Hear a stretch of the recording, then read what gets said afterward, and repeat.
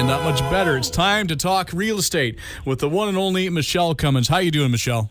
I'm doing great, Curtis. How are you doing? I'm doing well. It's a long weekend. We get to relax a little bit, and then everything goes, sideways come Tuesday. Well, you get to have fun after our radio show and have some fun at Harrison Hot Springs, so that'll be great. That is true. I get to go, do my usual MC duties at Bands on the Beach, which is a great little show that I've been doing with the crew there. I mean, Todd Richard's part of the organizing people of it, and I've been there. This will be, it's technically year 11, but we're not really counting last year because it was a virtual show. So It's really the 10th year of it. Yeah, well, you know what? That'll be a lot of fun because I think everyone is in need of some enjoyment, relaxation, some entertainment, and it's always a good, and the artists are always fun, and it's a good time. Yeah, and I mean, live music, everybody misses it. Not everybody lives with a musician. Like, you get live music anytime you want. Yes, I do, and so do you. Yes, I do with my son, and then, I like to, bang around on my drums a little bit too, so... You know what? I remember watching last year because wasn't that when Dylan was playing and then you were playing what do you call it, the drum you sit on? Yeah, well, there's a few different names for those. What's the proper name for it again? It's like I'll call it a bum drum. Well, that is not a bad name for it, actually. Yeah, that works. I mean, a drum box, and then there's the proper, it's like a, almost like I'm drawing a blank. Well, it's fun to listen to, and it was enjoyable. And this year, he's not playing his new act that he got because he's working, all weekend. Well, the kid has 6 guitars now. He needs to pay for pedals, new guitars. Now he wants to get a bass. Okay, he does need a bass. Yeah, and of course, what does he want? He wants the Paul McCartney bass. Of course. It's really the one that you should get. If you're going to get one, that's the one. And you must have one of those kicking around the house, if not 2 or 3 of them. Yes. Have one from the 50s, and then a newer Les Paul. I think it's a Japanese-made one. And yes, a few. The classic Paul McCartney bass, the small little bass. Yeah, it sounds so good. There's a different sound. When people go, I do need more guitars. Richard's famous at saying that to me. It's true. They all sound different. Including a Paisley guitar, even though he already had a Paisley guitar. I know. I can't believe he needed the blue one when we already own a pink one. That's still a point of contention all these months later. It is. It's fun, though. So he's working all weekend. I am, too. Labor Day weekend is, there's no rest for the blessed, I always say. I was going to say the wicked, but okay, let's go with the blessed. Yeah, I like that one. Okay, so our show this weekend the first segment is about 7 things the fall housing market could have in store for buyers in BC. We're enjoying the summer as we get the last couple weeks. Actually, we're going to probably have a really nice fall. I just have a gut feeling about it.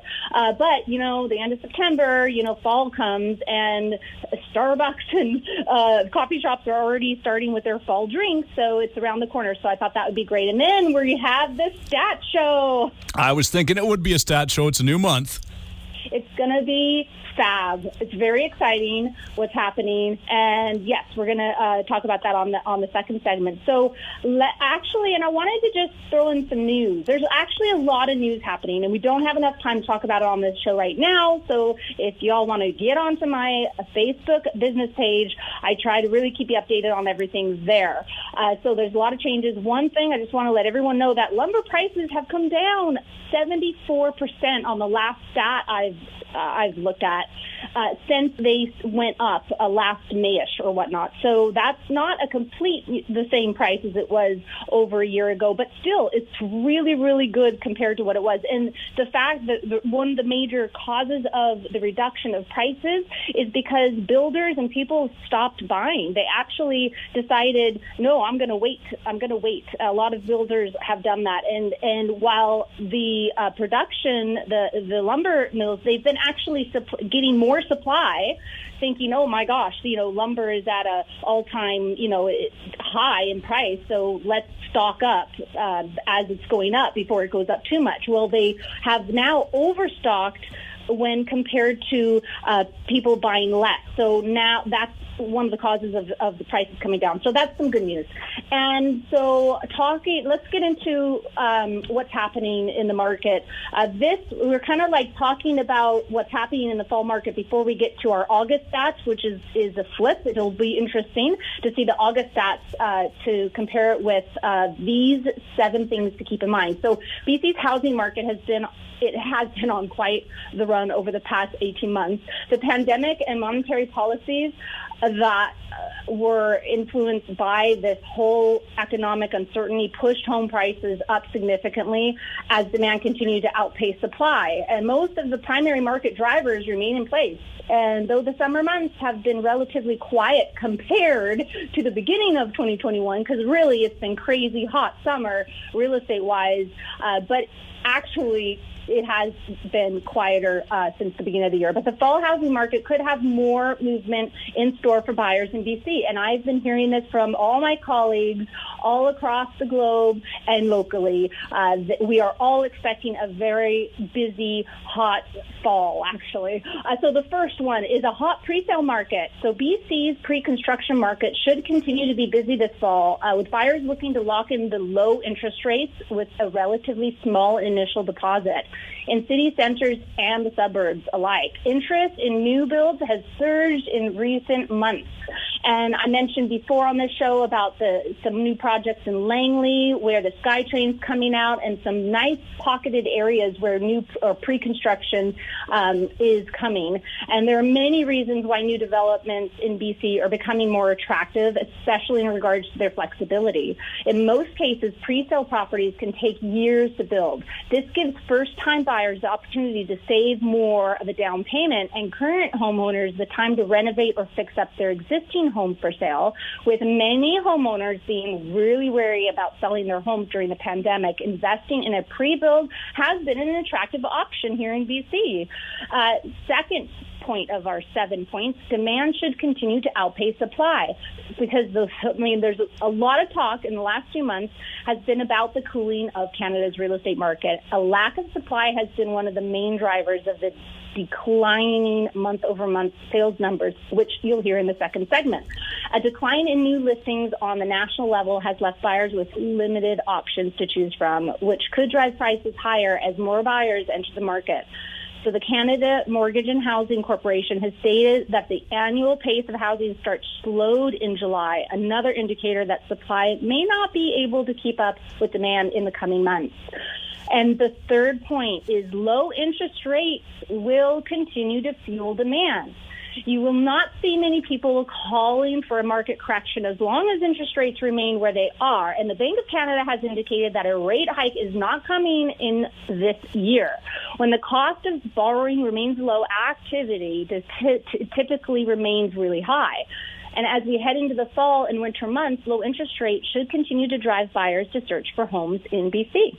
The fourth point, competition from expatriates.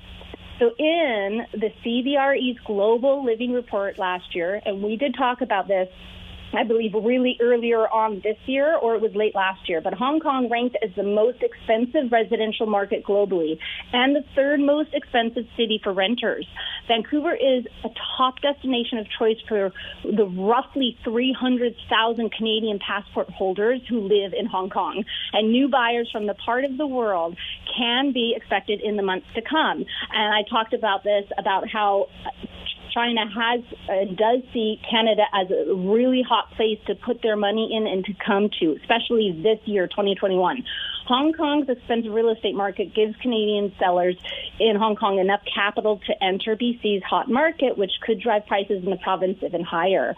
So fifth, a new wave of renters and buyers could enter the market. So last week we talked about renters, and though the current immigration targets set by the Government of Canada aren't yet being fulfilled because of the year, there's a reason to believe that numbers could begin to increase. So Canada has set a goal of welcoming 400,000 immigrants per year through 2023, or 1.2 million people in total. New immigrants often settle in major cities like Vancouver, the outskirts, which would have a ripple effect on BC's real estate market. New renters mean higher rents and a busier rental market, leading to more investors purchasing condos in city centres in BC. Average rents in Canada have been rising for 3 consecutive months in a row, as we mentioned last week.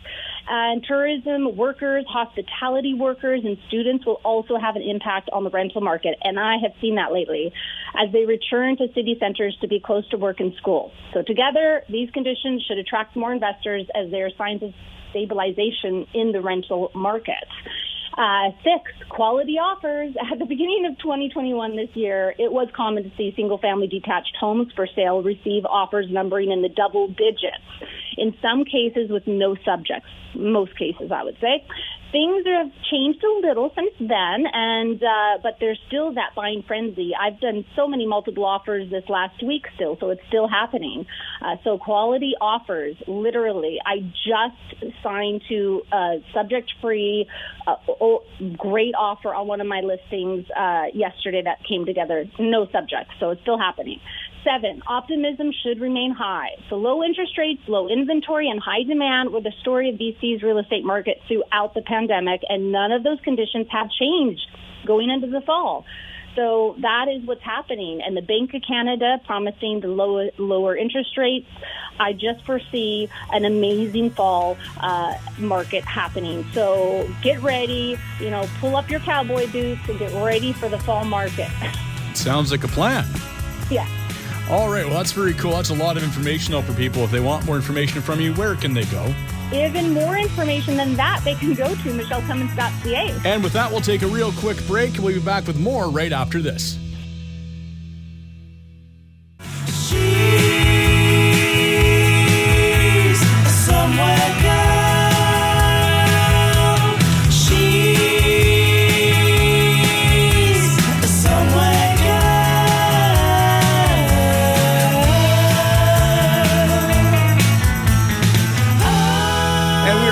Cummins Real Estate Group show with local realtor superstar Michele Cummins and myself, Curtis Pope. Now, before we go any further, I have to ask, did you see the trailer for Yellowstone Season 4, Michele? No, I haven't yet. Is it great? It looks like it's going to be a pretty intense season, November 7th. Oh, I can't wait. I'm so excited. And it kicks off with a 2-hour premiere because it got a lot to tie up after the end of the last season. Oh, that's good to know. Oh, it's going to be so fun. Yeah. Finally. Yeah. And of course, I don't think you were aware there's like a prequel coming out, like an origin story. No, I was not. It's called 1883, and it's going to star Sam Elliott and Tim McGraw and Faith Hill. Oh my gosh. Are you kidding me? Yeah. It's like, so, okay, Faith Hill, Tim McGraw, Sam Elliott. That'd be so amazing. Yeah, Tim and Faith are playing Kevin Costner, John Dutton's, I guess, great-grandparents, and it's about moving from Texas to Montana where they, get the Yellowstone Ranch. So cool. Oh, my gosh, 1883? Yeah, so it's going to be more of a Western, like a full-on Western, not a Western crime syndicate, everybody in Montana is evil show like Yellowstone. Is this going to be like a TV series or like what do they call the shorts? No, it's going to be a series. Yeah. Yes. Yeah, and I know I got to write that down. From anybody that's I'm always a little after watching that show. I'm a little leery of you because it seems like everybody in Montana is just a little bit evil. Well, we all have all emotions in us all, right? But you lived in a different part of Montana, so it's safe. Acting, that's what I learned. We all have the capabilities of doing everything, really. Montana's fantastic. It really is. I mean, why would Yellowstone, it's that popular because people must love Montana, and they must love Montanians. Sure, I'm going to go with that, too. It's been a long time since I've been to Montana, but I do remember it being very beautiful. Oh, it is. Oh, I miss it. Now I'm going to make you want to go on a trip. Yes. Yeah. I want to take my bike, motorcycle, and go. Oh, that would be a cool ride for sure. But how can I bring my metal detector on my bike with me? I got to figure that out. Well, then Richard's going to have to follow along in one of the cars. That's as simple as that. Yeah, I think you're right. That's a big enough trunk in the Generally. I'm sure that'll be. There you go. Perfect. All right. Well, I know it's the stats show, and I know how much you love to do the stats show, so I don't want to get in the way with any more Yellowstone talk. So let's get to the stats. Okay, let's get serious now. So this release just came out a couple days ago from, of course, our wonderful Fraser Valley Real Estate Board. And the headline is, a market of extremes, near record sales in August, combined with lowest supply in 4 decades. Demand for Fraser Valley real estate remained elevated in August, reaching the second highest sales ever for the month against a backdrop of decreasing supply. So the board processed in August an increase of 4% of listings, of sales compared to July, and a 2.4% increase compared to the same month last year. So sales remained unusually high for the month, second only to August of 2005. And Larry Anderson, our current president of the board, says home buyers are facing one of the worst supply shortages in the Fraser Valley history.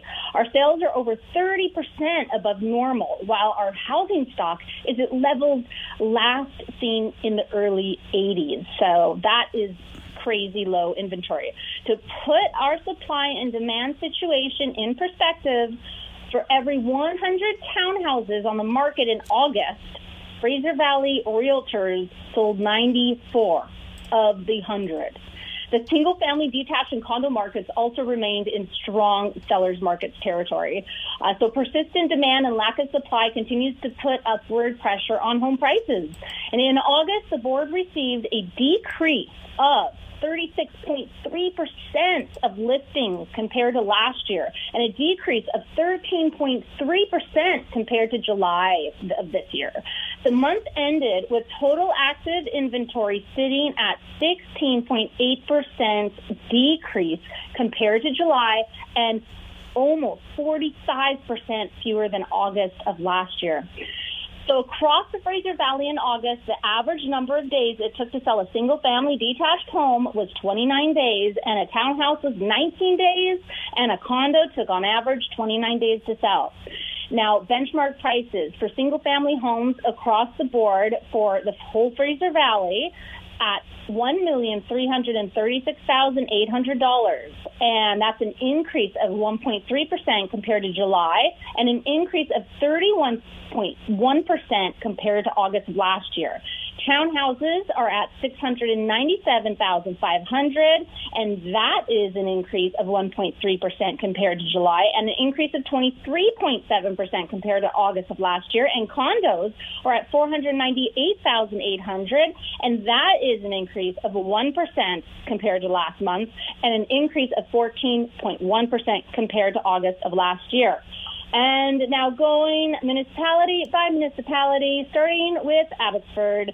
Detached benchmark prices currently are at $1,152,700, and that's an increase of 35.6% from last year, and an increase of 1.5% from July.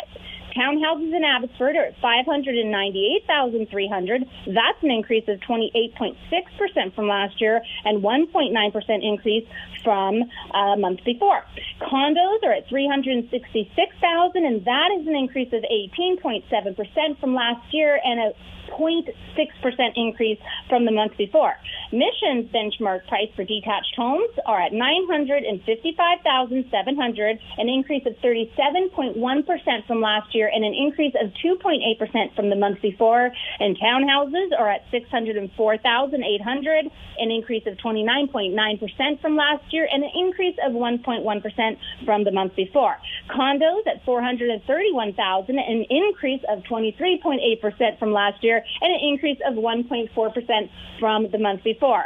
White Rock in South Surrey area, too, is benchmark prices for detached homes at $1,713,800. That's an increase of 22.8% from last year, and an increase of 1.4% from the month before. Townhouses are at $822,400, and that's an increase of 22.7% from last year, and, surprise, increase of 1.6% from the month before. Condos at $575,200, an increase overall from last year of 17.6%, and from the month before, an increase of 2.8%. Now, Langley, where I first moved to when I came to Canada, benchmark prices for detached homes are at $1,381,800. And that's an increase of 29.8% from last year and an increase of 0.3% from the month before. And townhouses are at $723,100, and that's an increase of 25.5% from last year and an increase of 2.4% from the month before. And condos are at $473,700, an increase of 18.2% from last year and an increase of 0.3% from the month before. And then Delta, benchmark for detached homes. Prices are at $1,208,700, an increase of 29.2% from last year, and an increase of 1.4% from July. Townhouses are at $680,400, and that's an increase of 17.9% from last year, and an increase of 1.1% from the month before. And condos at $401,500, an increase of 3.8% from last year, and down. The first time we see a down 0.2%, not much, but still a little bit down. And then Surrey, all of Surrey. Benchmark detached prices are at $1,405,000, and that's an increase of 32.1% from last year and an increase of 1.5% from the month before. Townhouses, $707,800, an increase of 22.4% from last year and 0.9% from the month before. And condos at $486,700, an increase of 12.5% from last year and an increase of 0.2% from the month before. And then I think we're really running out of time here, Curtis. If I haven't talked fast enough, I've got some new listings and coming soon listings. I'm just going to shout them out, okay? Okay, let's hear it. Be prepared. Okay, so I've got this amazing 5-acre property that is completely private down an amazing street with parks all around and trails all around. It's off Saunders Street in Mission, so the north area of Mission. Beautiful place, brand new rancher. It's got 3 bedrooms, 2 bathrooms. The master's on the opposite side of the house and the other bedrooms. It's got this amazing, huge, triple workshop. It is really gorgeous. I can't say enough. But I'm going to have an open house there. I'm going to have a Realtor exclusive event there. I'm going to do a virtual tour walkthrough of it there. So keep an eye on my Facebook page because it's, like I said, gorgeous. It's a little over 2,100 square feet. The property is subdividable. And again, private. Huge workshop, huge carport. It's great. Roundabout driveway. Beautiful. And the other thing is you can actually put a carriage house there. So you could put another detached, let's say, garage that's actually attached by a breezeway maybe to the house and a carriage house on top. Great place. Okay, and the next place, I should say price. So that price is at $2,780,000, and then just hit the market too. But just yesterday is a 10-acre parcel in Mission, actually right a few houses or a few properties down from Cascade Falls. So Cascade Falls is one of the most beautiful falls around. It's gorgeous in the summer, gorgeous in the winter. This area up Sylvester Road in Mission is gorgeous. And this one is huge. There's tons of outbuildings. It's a little over 1,900 square foot basement entry house with an unauthorized suite. So you've got that suite, call it an in-law suite. But it has this gigantic deck that's then attached to this gigantic garage workshop. And it comes with a lot of bells and whistles. It's got like a barn too, a chicken coop, a greenhouse. And there's a big deck off the master bedroom side as well with a hot tub, and you can ATV around this property, and it's great. The price on that one is $1,650,000, and that, again, just listed yesterday. And then I've got a couple coming up that I want to mention. One off Diamond Avenue. So the future of this area is hot. The OCP, it's for a great area to invest in. I live and enjoy it right now. It's over 10,000 square foot lot, fully flat and usable, 4 bedrooms, 2 bathrooms, 2,200 square feet. It's got an unauthorized suite, so it's got a suite as well. And that is coming next week, so stay tuned with the price. And I got a condo coming up off Curtinville Road in Abbotsford. 2-bedroom, 1-bathroom, and it's almost 1,000 square feet. And this place is going to be also listed next week, so keep an eye on price for that. It's a 55-plus building. And I know, I mean, it's really important to hear the coming soons because the listings are so low. If somebody hears about it earlier, hopefully they can get on top of it and get in before others. So there you have it. Oh, and the quote of the week. Okay, the best views come after the hardest climb. And I don't know who that's from, but I do know it is so true. I tell people all the time is sometimes the hardest decisions in our lives are always the best ones to make. Like, we're so happy we make them, but they're the hardest ones. So it's the hardest climb, right? But then you get the best views and the best results, and you live your best life. Good things happen when you take some leaps in your life. Absolutely. You don't want to just stick with the status quo. You want to aspire for a little more. That's right. All right. Well, if people want more information about what you do as a realtor, where can they go? Michele.Cummins.ca. And join us again next week when we will talk real estate in order to unlock your real estate potential on the show where real estate is maximized. Thanks for listening.